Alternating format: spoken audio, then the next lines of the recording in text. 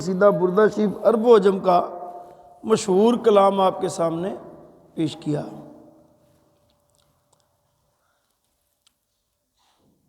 حضور نبی کریم صلی اللہ علیہ وسلم سے جو محبت ہے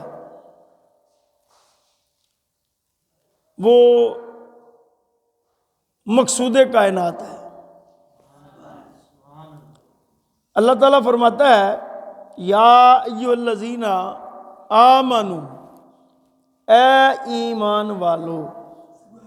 ایمان والا کب بنتا ہے؟ ایمان والا جب وہ اللہ پر اور پیارے آقا مولا صلی اللہ علیہ وسلم کے آخری نبی ہونے پر اور قیامت والے دن اٹھنے پر ایمان لے آئے، مرنے کے بعد کہ ہم نے اٹھنا بھی ہے اور اپنے حسابات اور جوابات دینے ہیں، وہ ایمان والا۔ وہ ایمان والا نہیں ہے جس کے اندر ان باتوں میں کہیں پر بھی شک آ جائے، اللہ تعالیٰ کے معاملے میں، اس کی توحید کے مسئلے میں، اور اسی طرح رسول اللہ صلی اللہ علیہ وسلم کی ذات کے متعلق، یا اللہ کے فرشتوں اور قیامت کے متعلق شک آ جائے، دل میں فرق آ جائے تو ایمان کمزور ہے، بلکہ ایمان سے بھی بندہ جاتا رہتا ہے۔ بعض لوگ یہ سمجھتے ہیں کہ یہ چھوٹی بات ہے، جبکہ علماء محدثین محققین یہ کہتے ہیں ہمارے کہ جب بندہ چھوٹے گناہ کو چھوٹا نہ سمجھے تو وہ بڑے گناہ کا مرتکب ہو جاتا ہے۔ چھوٹے حکم کا انکار بڑے حکم کے انکار پر آمادہ کر دیتا ہے۔ اس لیے چھوٹے چھوٹوں کو بھی اتنا عام نہیں لینا چاہیے۔ ہر اللہ کا حکم، اس کے نبی کا حکم، اس کے پیاروں کا حکم جو شریعت مطہرہ کے اندر ہے، اس کو اختیار کرنے کی بھرپور کوشش و سعی کرنی چاہیے۔ تو رب فرماتا ہے یا ایھا الذین آمنو، اے ایمان والو، اتقوا اللہ، اللہ سے ڈرو، وَكُونُوا مَعَ الصَّادِقِينَ، اور سچوں کے ساتھ ہو جاؤ۔ اب ہر کوئی کہتا ہے میں ایمان والا، میں اللہ سے ڈرنے والا، میں سچا، لیکن ہر ایک کے کہنے سے تو بات نہیں نہ بنتی۔ جس کو اللہ کا قرآن کہے کہ تو ایمان والا ہے، ایمان والا تو وہ، جس کو اللہ کا قرآن کہے کہ یہ اللہ سے ڈرنے والا ہے تو اللہ سے ڈرنے والا وہ، جس کو اللہ کا قرآن کہے گا کہ وَكُونُوا مَعَ الصَّادِقِينَ، یہ سچوں کے ساتھ ہے، یہ سچوں کے ساتھ والا ہے۔ اے ایمان والو، اللہ کا قرآن کہتا ہے کہ اللہ سے ڈرو۔ اللہ سے جب بندہ ڈرتا ہے، کب ڈرتا ہے؟ جب اس کے پاس کوئی نہ ہو اور وہ اختیار بھی رکھتا ہو، گناہ کر لے، جھوٹ بول لے، غلط کر لے، لیکن وہ نہ کرے تو معلوم ہوا کہ اسے کسی کا ڈر ہے۔ ہاں جی، اس کے حکم پر چلے، اس کے فرمان پر چلے۔ جی اب وَكُونُوا مَعَ الصَّادِقِينَ، کون ہیں وَكُونُوا مَعَ الصَّادِقِينَ والے؟ یہ بھی تلاش کرنا بڑا اہم معاملہ ہے۔ حضرت سیدنا عبد القادر جیلانی غوث اعظم، آپ کی آج 11ویں شریف ہے، بڑی 11ویں شریف، اور میں نے جیسے پہلے بتایا سارے اولیاء اللہ کے عاشق ہوئے اور 3 اولیاء جو ہیں وہ اللہ کے محبوب ہوئے، جن میں ایک محبوب جو ہیں وہ غوث اعظم ہے، جن میں دوسرے محبوب محبوب یزدانی، محبوب الہی نظام الدین اولیاء ہیں، اور جن میں تیسرے محبوب محبوب یزدانی سید اشرف جہانگیر سمنانی ہے۔ اب ہم سچوں کی تلاش میں، پہلے تو دو مراحل میں نے تھوڑے تھوڑے آپ کو اشارتاً بتا دیا نا، ایمان والا کون اور اللہ سے ڈرنے والا کون۔ اب وَكُونُوا مَعَ الصَّادِقِينَ، وَكُونُوا مَعَ الصَّادِقِينَ، اور سچوں کے ساتھ ہو جاؤ۔ پیارے آقا و مولا صلی اللہ علیہ وسلم نے فرمایا ہمیشہ جو جماعت کثیر تعداد میں ہو نا اس کے ساتھ منسلک رہنا۔ کثیر تعداد میں جو جماعت ہو اور اس کے ساتھ منسلک رہنا، اور فرمایا وہ جماعت کون سی ہوگی؟ اہل سنہ والجماع، یعنی کہ جو میری سنت پر عمل کرے گی اور تفرقہ میں نہیں پڑے گی، ایک جگہ جمع رہے گی۔ تو اکثریت جماعت ہمارے پاکستان میں اہل سنت والجماعت ہے۔ اب اللہ تعالیٰ کی ذات باری تعالیٰ جو ہے، وہ مالک کی ذات جو ہے وہ سچی ہے۔ وَكُونُوا مَعَ الصَّادِقِينَ، چونکہ ہم کہتے ہیں کہ سچوں کے ساتھ ہو جائیں، اللہ تعالیٰ فرماتا ہے، تو پھر ہم سچے کی تلاش میں نکلتے ہیں۔ سچوں کی تلاش کیسے ہے؟ اللہ سچا، اللہ کا نبی سچا، اللہ سچا، اللہ کا نبی سچا، اور جو اللہ کے نبی کو مانے وہ بھی سچا، جو اللہ کے نبی کو سچا ماننے وہ بھی سچا، اور جو ان کو مانے وہ بھی سچا۔ آسان کلیہ، مشکل تو نہیں۔ اللہ تبارک و تعالیٰ کی ذات سچی، اس کا نبی سچا، اس کے نبی کو ماننے والے صحابہ سچے، تابعین سچے۔ اب جو ان کو مانتا چلا جائے گا در در، نسل در نسل، منزل در منزل، تو وہ سب سچے وَكُونُوا مَعَ الصَّادِقِينَ کے زمرے میں آتے جائیں گے۔ حضرت سیدنا عبد القادر جیلانی ان سچوں میں ایک ہیں۔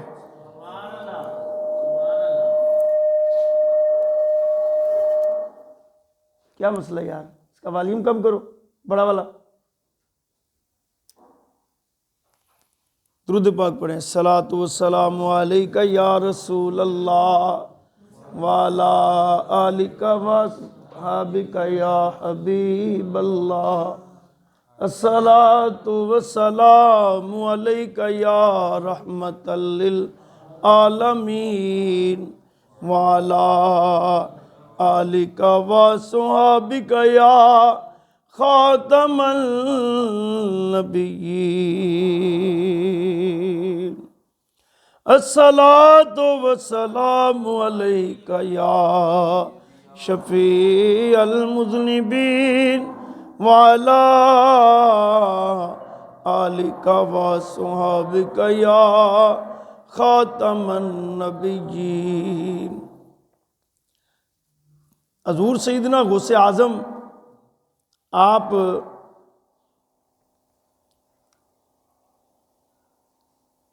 کے جو والد ہیں، بڑا مشہور واقعہ ہے۔ آپ کے والد جو کہ انتہائی متقی پرہیزگار تھے اور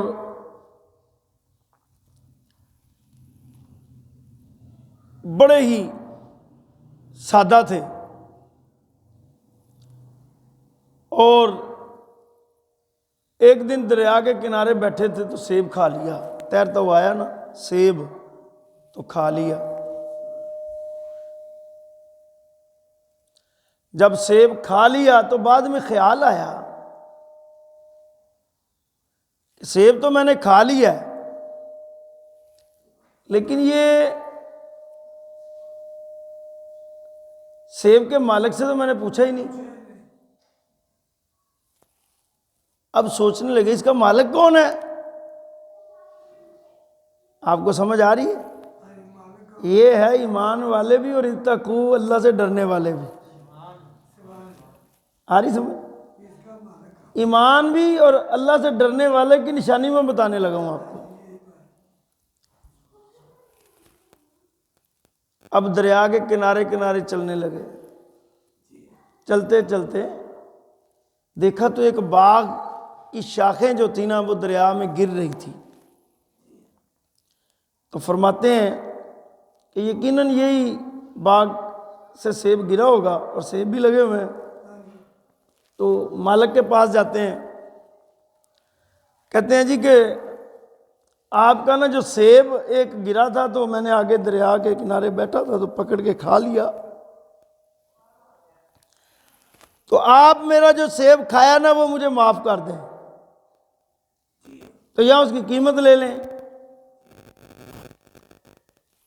آپ فرمانے لگے جو سیب کے باغ کے مالک تھے, فرمانے لگے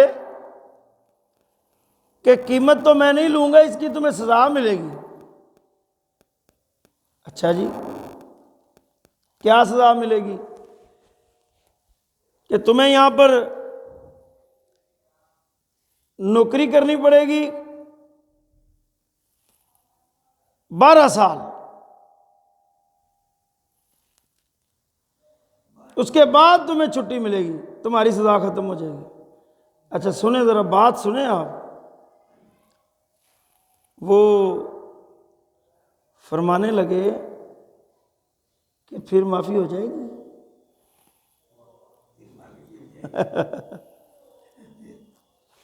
یعنی 12 سال کی وہ مشقت نہیں ذہن میں رکھی, وہ معافی ذہن میں رکھی ہے کہ وہ میری خلاصی ہو جائے گی نا. اگر 12 سال بعد پتہ لگے گا. بات تو ہم چند منٹوں میں کر کے چلے جاتے ہیں, لیکن اس کے پیچھے کتنی عمریں اور وقت ہوتا ہے. خیر آپ کے جو والد تھے غوث اعظم رضی اللہ تعالیٰ عنہ کے, انہوں نے وہاں 12 سال جو ہے باغ کی رکھوالی کی, خدمت کی. تو جب پورے ہوئے نا 12 سال تو کہا بھی اب میں نے آپ کا وعدہ پورا کر لیا ہے, اب مجھے اجازت ہے. انہوں نے کہا نہیں ابھی تمہاری تھوڑی سزا اور بھی باقی ہے. اچھا جی وہ کیا؟ انہوں نے کہا میری ایک بیٹی ہے جو اندھی ہے آنکھوں سے, بہری ہے کانوں سے, لنگڑی ہے ٹانگوں سے. اچھا اس سے تمہاری شادی ہوگی تو پھر تمہیں سیب کی معافی ہے. اس کی کئی لکھنے والے راوی لکھتے ہیں, لیکن آپ کے جو والد تھے وہ راضی ہو گئے. انہوں نے کہا پھر معافی ہوا نا سیب کھائے. انہوں نے کہا ہاں جی پھر معافی ہو جائے. شادی کر دی اپنی بیٹی سے. تو جو باغ کے مالک تھے وہ بھی ایک نیک اور جہاں دیدہ تھے. انہوں نے کہا جیڑا بندہ ایک سیب واسطے 12 سال دا پابند ہو گیا ہے, یہ تو چنگا بھی کوئی بندہ لب سکتا ہے. ہاں جی جیڑا بندہ سیب واسطے 12 سال دا پابند ہو گیا دن رات, یہو جہا کوئی بندہ دنیا تے کوئی دوجا لب سکتا ہے؟ انہاں کہا پھر تیرا جڑا نکاح ہے نا وہ میری جڑی بیٹی ہے نا وہ خصلتاں نے وہ کر دے گی, پھر تیری معافی. انہاں آکھیا جی ٹھیک ہے قبول ہے. جدوں نکاح ہو گیا آپ کمرے چ گئے تو دیکھا تو خوبصورت کمرے چ عورت, تے آپ شرم نال واپس آ گئے. اوہ میں غلط جگہ آ گیا. آپ جڑے آپ دے سسر سن انہوں نے آپ نے فرمایا, حضرت صالح جنگی دوست جڑے حضور غوث پاک دے والد سن, انہوں نے فرمایا انہوں نے کہ مینوں تسی غلط کمرے چ بھیج دیتا ہے. تساں تے آکھیا سی کہ اکھوں انی ہے ہتھاں تو معذور ہے, تے ਕੰਨਾਂ ਤੋਂ ਵੀ ਬਹਿਰੀ ਏ ਤੇ ਲੱਤਾਂ ਤੋਂ ਵੀ ਜਨਾਬ ਨਹੀਂ ਉਹਦੇ ਕੋਲ ਚਲੇ ਜਾਂਦਾ। ਤੇ ਇਹ ਅੰਦਰ ਤੇ ਬਿਲਕੁਲ ਸਹੀ ਸਲਾਮਤ ਖਾਤੂਨ बैठी है। आपने फरमाया कि वही तो तेरी बीवी है। ਤੇ ਉਹ ਜਿਹੜੀ ਗੱਲ ਪਹਿਲੇ ਕੀਤੀ ਉਹਨਾਂ ਕਿ ਗੱਲ ਉਹ ਪਹਿਲੇ ਇਸ ਲਈ ਕੀਤੀ ਕਿ ਨਾ ਉਹਨੇ ਗੈਰ ਮਹਿਰਮ ਨੂੰ ਕਦੀ ਵੇਖਿਆ, ਨਾ ਉਹਨੇ ਕਦੀ ਕਿਸੇ ਦੀ ਗੀਬਤ ਕੀਤੀ ਮੂੰਹ ਨਾਲ ਤੇ ਨਾ ਸੁਣੀ, ਨਾ ਕਦੀ ਉਹ ਕੱਲੀ ਬਾਹਰ ਗਈ। ਯਾਨੀ ਉਹਦੀ ਪਾਕ ਦਾਮਨੀ ਦੀ ਇਹ ਵਜ਼ਾਹਤ ਸੀ ਜਿਹੜੀ ਮੈਂ ਜ਼ਾਹਰਨ ਤੈਨੂੰ ਕੁਛ ਹੋਰ ਕਹੀ ਲੇਕਿਨ ਹਕੀਕਤ ਉਹਦੀ ਹੈ। ਹੁਣ ਜਿਹਦੇ ਬਾਪ ਦੀ ਇਹ ਖਸਲਤ ਹੋਏ ਕਿ सेब की खातर किन्ने साल उम्र गुजार दे ते मां वो होवे। हाँ जी, फिर जदों हुजूर गौस पाक अपनी वालदा दे बतने अथर चो पैदा होए ते आप मादरजात वली सन। सैयद अब्दुल कादिर जिलानी मादरजात वली सन, पैदाइशी वली सन। जिस रात आप दी पैदाइश होनी सी आप दे वालिद नूं हुजूर नबी करीम सल्लल्लाहु अलैहि वसल्लम दी बिशारत हुई। फरमाया तेरे घर वो बेटा पैदा हो रहा जिहड़ा पूरी दुनिया च तेरा नाम रोशन करेगा। और जदों हुजूर सैयद अब्दुल कादिर जिलानी पैदा होए ते रोज़े आए तो रमज़ान च दुध ही नहीं पींदे सन दिन नूं, यानी बचपन जी आप रोज़े की पासदारी फरमाते सन जी। तो जो थोड़े जे इस हालत आए कि तालिब इलमी के ज़माने तो आपने मदरसे दाखिल कराया गया, तो आपने जो दाखिल कराया गया ना तो आपने उस्ताद ने कहा कि पढ़ो बिस्मिल्लाह, तो आपने बिस्मिल्लाह पढ़ के तो 15 सिपारे पढ़ दिते। वो हैरान तो परेशान आखे वो भाई तेन तो बिस्मिल्लाह पढ़ाई है, तू पढ़न आया तो 15 ही पढ़ दिते ने। उन्हें कहे तो मैं रोज़ पढ़ना कित्थे, उन्हें कहा मैं उदों का पढ़ना जो मैं माँ के पेट च सा। मेरी माँ रोज़ 15 सिपारे पढ़ती सी, उहदे पढ़न दे नाल ते मेरे सुनन दे नाल मैनूं याद हो गया। अज असी जिहड़ा इन्नी दूरों इन्ने सालों बाद कित्थे बगदाद ते कित्थे लाहौर, हाँ जी, कित्थे 500-600 साल गुजर गए जी, अज भी आवाज़ आती है गली महल्ले चो, इलाके चो, बड़ी बड़ी मस्जिद चो, बड़िया बड़िया दरगाहां तो, सरकार गौसे आज़म नज़रे करम खुदा रा, सरकार गो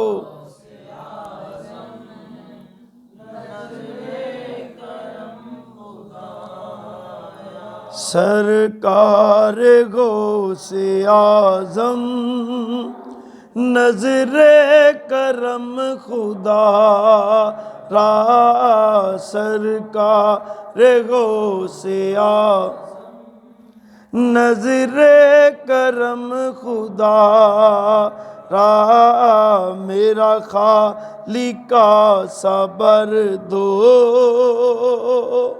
मैं फ़कीर हूँ तुम्हारा, मेरा खालिका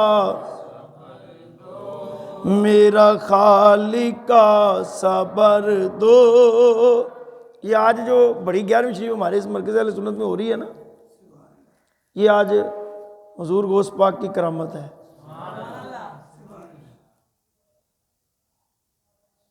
ये बड़ी 11वीं शरीफ आज 1443 हिजरी की जो हो रही है, ये हुजूर गौस पाक की करामत है। अब आप पूछेंगे जी ये रशवी साहब एक किवें करामत है, सारी दुनिया कर रही है, एक वक्री तो नोखी हो रही है।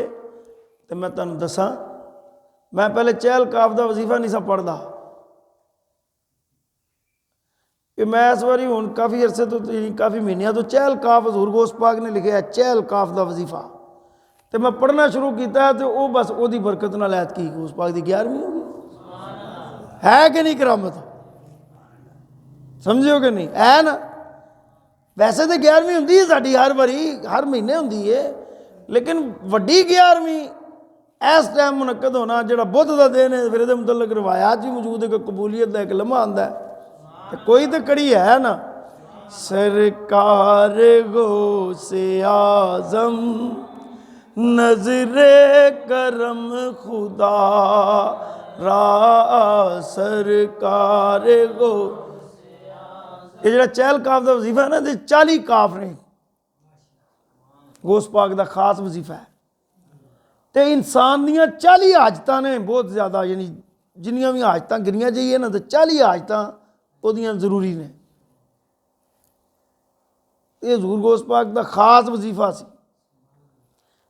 اس وظیفے نو پڑھدے ایک دن یہ مقام آ گیا کہ آپ وضو کر رہے سن، تے وضو کردے نے کہ چیل تنگ کر رہی سی آسمان اتنے، تے آپ نے نا اس چیل نو ویکھ کے آکھیا تو مر کیوں نہیں جاندی، تنگ جو کر رہی، وہ اس ٹائم ہی مر گئی۔ آپ نو بڑا افسوس ہویا، آپ نے اسی ٹائم جیب چو 2 درم کڈے تے صدقہ کر دیتے، فرمایا عبد القادر اینا چہل کاف پڑے کہ تیری زبان ہے رب دی گل نکل دی، رب تیری گل مندا ہے۔ سرکار غوث اعظم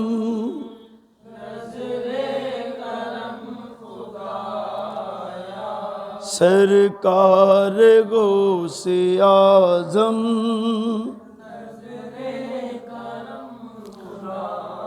را، نظر کرم خدا را، نظر کرم خدا را، میرا خالقہ صبر دو، میں فقیر ہوں تمہارا، سرکار غوث اعظم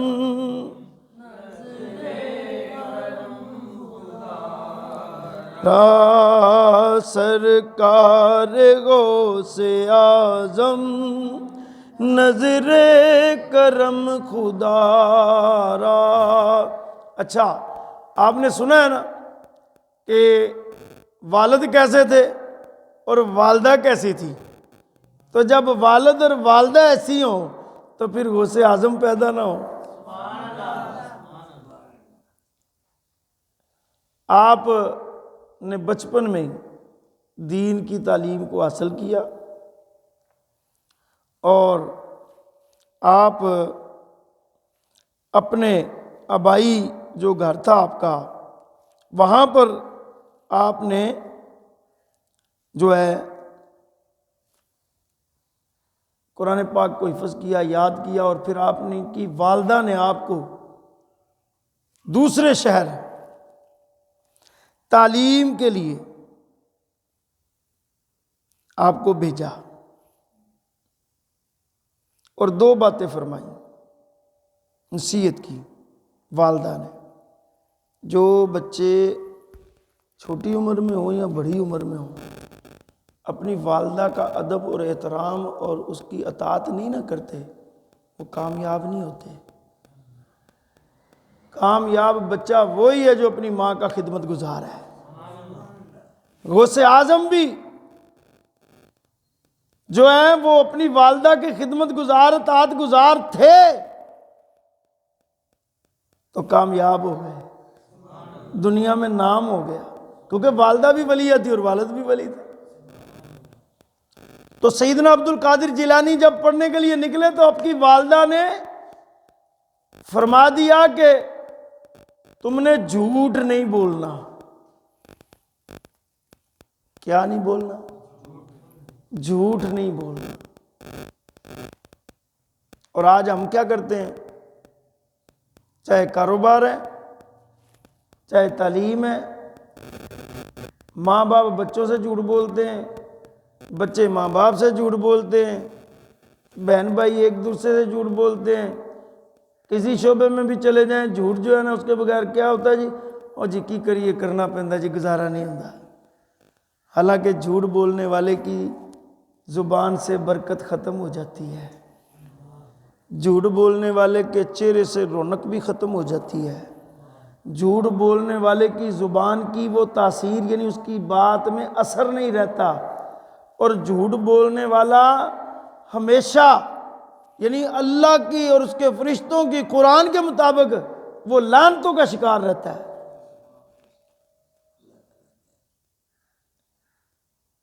اس لیے جھوٹ سے بچیں اور سچ کو اختیار کریں۔ سچ میں کوئی آنچ نہیں، کوئی آپ کی گردن نہیں اتار دے گا۔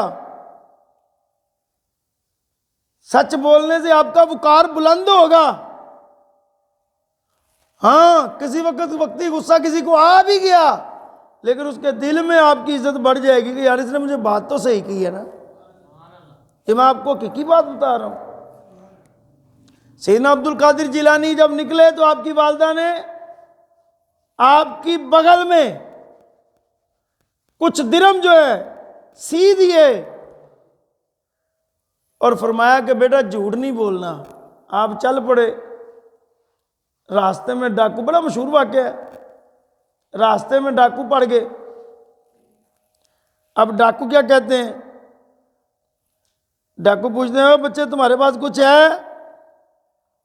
آپ نے فرمایا ہاں میرے پاس ہے۔ کیا ہے؟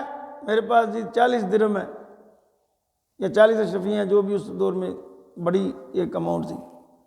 وہ ڈھونڈتے تلاشی لیتے تو نکلتے نا، وہ پکڑ کے اپنے سردار کے پاس لے گئے۔ سردار سے جب شکایت کی کہ یہ بچہ ہم سے جھوٹ بولتا ہے، کہتا ہے میرے پاس پیسے ہیں لیکن ہم تلاشی لیتے ہیں تو نکلتے نہیں ہیں۔ تو سردار نے بھی پوچھا تو آپ نے فرمایا کہ میرے پاس پیسے ہیں، یہ دیکھو میری بغل میں سلے ہوئے ہیں۔ وہ بغل سے نکالتے ہیں تو نکل آتے ہیں۔ وہ پوچھتا ہے تم بچ بھی سکتے تھے، تم نے کیوں نہیں اپنے آپ کو بچایا؟ تو وہ کہتے ہیں کہ میری ماں نے کہا کہ جھوٹ نہیں بولنا۔ وہ یہ بات سن کے تو بچہ ہو کہ اپنی ماں کی کتنی خدمت گزاری کرتا ہے، اطاعت کرتا ہے، بات مانتا ہے، جھوٹ سے بچتا ہے، تو ہم بڑے ہو کر اپنے رب کی نافرمانی کرتے ہیں۔ ایسی دل پر اثر کی بات، کیونکہ بات غوث اعظم کی تھی، میری اور تیری بات نہیں تھی، بات غوث اعظم کی تھی۔ تو وہ ایسی دل پہ اثر کی کہ وہ قافلے کا سردار جو تھا وہ تائب ہو گیا۔ جب باقی جو اس کے ساتھ تھے انہوں نے دیکھا سردار تابع ہو گیا تو وہ بھی سب تابع ہو گئے، جھوٹ سے توبہ کر لی، چوری چکاری ڈاکہ سے توبہ کر لی، اور تاریخ میں لکھا ہے کہ وہ ساری کی ساری جماعت زاہدوں کی جماعت بن گئی، عبادت گزاروں کی جماعت بن گئی۔ ابھی میرے غوث اعظم کی بچپن کی بات شروع ہے۔ سرکار غوث اعظم نظر کرم خدا را، سرکار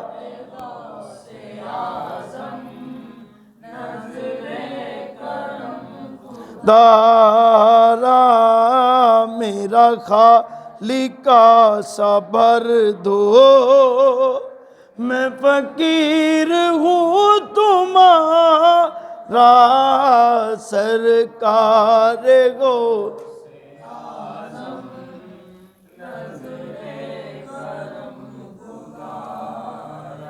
آپ فرماتے ہیں میں نے 40 سال جنگلات بیابانوں میں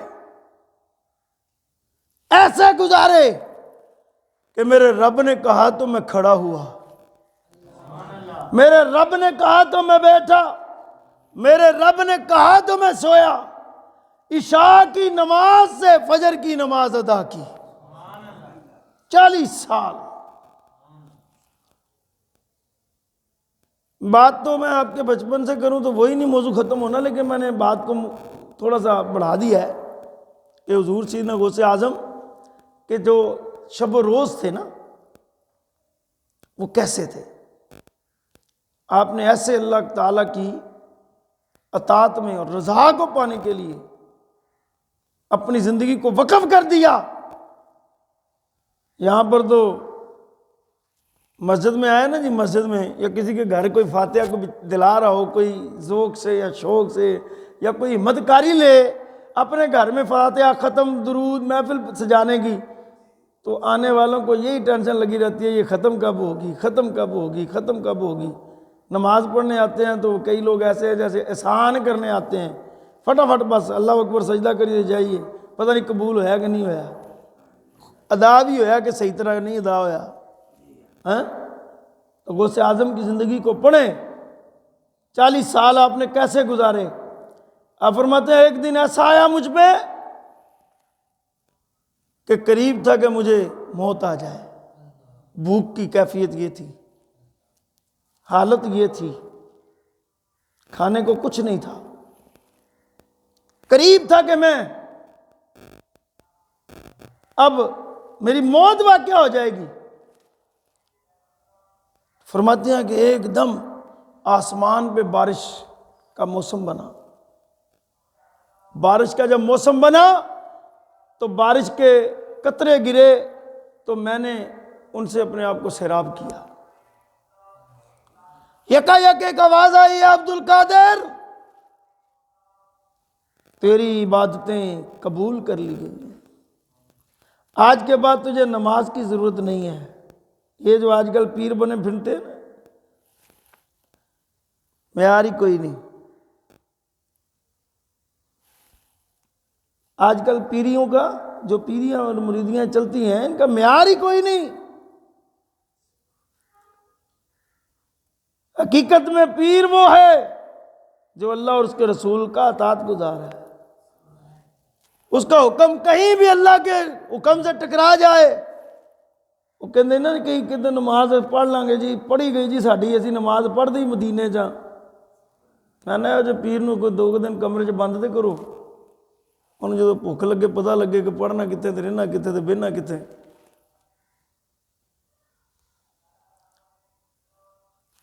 یہ بات ذہن نشین رکھو، پیر وہ پکڑو جو اس کے حکم کا، اس کے نبی کی سنت کا پیروکار ہو، جس کے چہرے پہ داڑھی رسول اللہ صلی اللہ علیہ وسلم کی سنت مبارکہ ہو۔ آج کل تو داڑھی بھی کوئی نہیں ہے، آج بڑے بڑے جناب، بڑے پہنچی ہوئی شخصیتیں، ہر کوئی علامہ اقبال بن جاتا ہے۔ علامہ اقبال تو علامہ اقبال تھا، سارے تو نہیں اب بنے۔ ہاں جی، اب ویسا علامہ اقبال کے لیے کچھ شیر محمد بھی تو لاؤ نا، جو کوئی اس کے ٹھڈ میں داڑھی ہے، انہیں تو شیر محمد بھی تو نہیں نا اج لبدا۔ ہاں تو پیر اللہ اور اس کے رسول کی اطاعت والا ہو، حکم والا ہو، پیروی والا ہو، وہ ہے پیر۔ حضور غوث پاک فرماتے ہیں کہ مجھے آواز آئی کہ تیری باتیں قبول ہو گئی ہیں، تیری نماز کی اب ضرورت نہیں ہے۔ آپ فرماتے ہیں میں نے ایک دم سوچا کہ جو نماز پیارے آقا صلی اللہ علیہ وسلم کو معاف نہ ہوئی، آپ نے نہ چھوڑی، وہ عبد القادر تیرے لیے کیسے معاف ہو سکتی ہے؟ یقیناً یہ کوئی شیطان کا حملہ ہے۔ آپ پڑھتے ہیں لا حول ولا قوت الا باللہ العلی العظیم، تو ایک دم پھر آواز آتی ہے، اے عبد القادر اب سنو، اتنے 4 دن نماز پڑھ لو کوئی، وہ اپنے اندر پتہ نہیں اپنے آپ ولیو تے پتہ نہیں متقی تے پرہیزگار تے پتہ نہیں کڈا وڈا تے کی سمجھن لگ پیندا ہے۔ انہوں کوئی 2 گلاں کر دینا، جناب تسی تو بڑے نیک آدمی ہو، بڑے چنگے بندے ہو، تو وہ جناب تھلے نہیں آندا، زمین تے نہیں آندا، وہ دی زمین ہی ختم ہو جاتی ہے۔ حالانکہ پنجابی ایک مشہور کہاوت ہے کہ کملی جوں جوں بھیگے تو بھاری ہو۔ جو اصل عابد ہوتا ہے نا، جو اصل اللہ کے فضل والا ہوتا ہے، اس کے اندر عاجزی آتی جاتی ہے۔ وہ جب اللہ کے قرب میں جاتا ہے، عبادت کرتا جاتا ہے، اس میں عاجزی آتی جاتی ہے، اس میں غرور اور تکبر نہیں آتا۔ اور یہاں 4 دن نماز پڑھ لی، کوئی 4 دن جناب روزے رکھ لے، 4 دن کوئی نہ کوئی تھوڑی جی تعلیم حاصل کر لی تو دماغ ہی اپسٹ ہو جاتا ہے۔ تو سیدنا عبد القادر جیلانی فرماتے ہیں سنو کہ مجھے کہا، آواز آئی کہ تیری عبادت، تیری نماز قبول ہے۔ میں نے کہا میرے آقا کو منظور نہیں تھی، میرے آقا نے نہیں چھوڑی، میں کیسے چھوڑ سکتا ہوں؟ پھر آواز آتی ہے، عبد القادر تجھے تیرے علم نے بچا لیا۔ کیسا عملہ ہے؟ آپ فرماتے ہیں نہیں، میرے علم نے نہیں، میرے اللہ کے فضل نے مجھے بچایا۔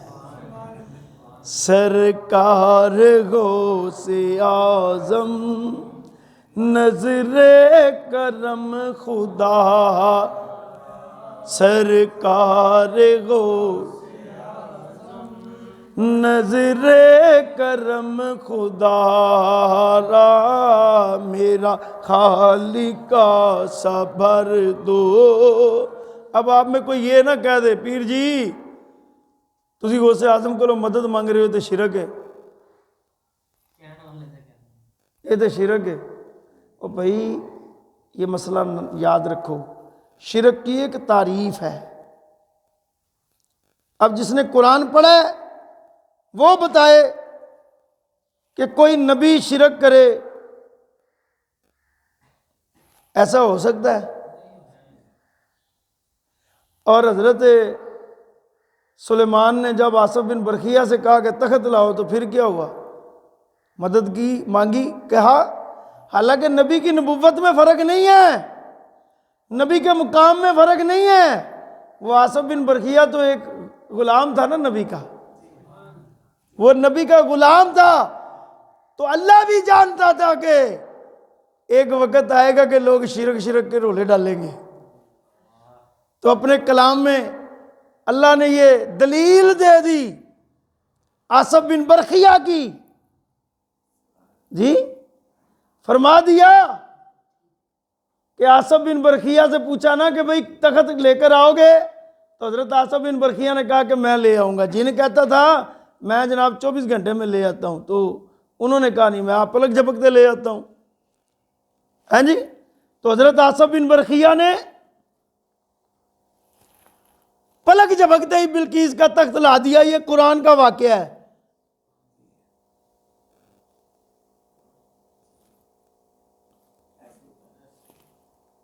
اب ہم جو حضور غوث پاک سے مدد مانگ رہے ہیں یہ قرآن پاک سے اور حضور کی حدیث پاک سے ثابت ہے۔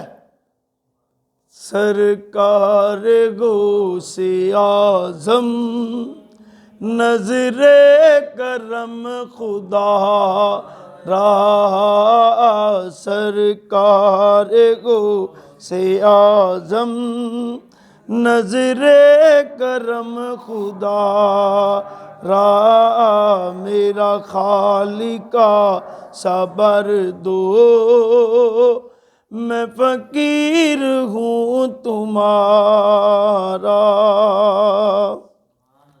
حضرت سیدنا عبد القادر جیلانی آپ وعظ فرماتے تھے۔ آپ کے وعظ میں روایات میں آتا ہے کہ 70,000 سے لے کر 1,00,000 تک مجمع ہوتا تھا، اور ایک دن مجمع میں آپ ممبر پر اسی طرح خطاب فرما رہے تھے، تو خطاب فرماتے فرماتے آپ کھڑے ہو گئے، ایسے کھڑے ہو گئے۔ جب کھڑے ہو گئے تو ایک شخص بیٹھا تھا، اس بیٹھے شخص کے پاس جا کے آپ ایسے ادب سے کھڑے ہو گئے، اور وہ جو بیٹھا تھا اسے اونگ آئی ہوئی تھی، وہ سویا ہوا تھا۔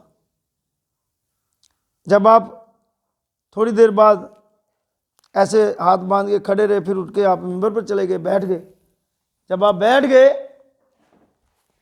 تو کسی نے پوچھا کہ یہ کیا ماجرا کیا، کیا ہوا؟ اب میں یہ جو بیٹھا بندہ اس سے پوچھنا اس سے کیا ہوا، یہ کیا کر رہا تھا؟ اس سے پوچھا تو اس نے کہا کہ میں آج غوث پاک کی مجلس میں بیٹھا ہوا تھا، تو مجلس میں بیٹھے بیٹھے میری آنکھ لگ گئی اور میرے دل کا مقدر جاگ اٹھا، میرے اندر کی آنکھ کھل گئی، اور پیارے آقا مولا صلی اللہ علیہ وسلم کو میں نے دیکھا کہ حضور تشریف لائے ہیں، اور حضور جب تشریف لائے ہیں اور حضور بیٹھے ہیں، آئے ہیں، تو میں بھی حضور کی بارگاہ میں حاضر تھا۔ تو میری جب حضور چلے گئے غوث پاک کی مجلس میں، حضور بھی تشریف لائے ہیں، فرمایا جب حضور چلے گئے تو میری آنکھ کھل گئی۔ اچھا اب بات مسئلہ سنو، اب وہ بند آنکھوں سے حضور کی زیارت کر رہا تھا، اور میرے غوث پاک جاگتی آنکھوں سے آقا مولا صلی اللہ علیہ وسلم کی زیارت کر رہے تھے۔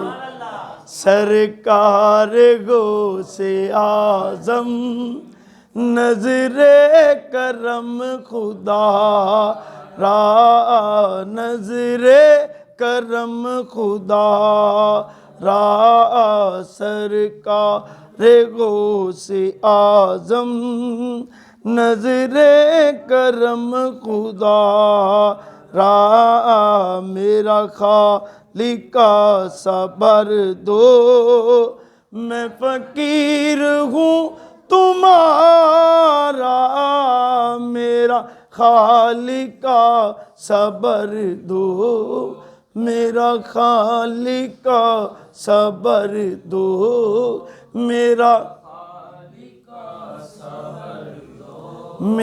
خالق کا صبر دو، میرا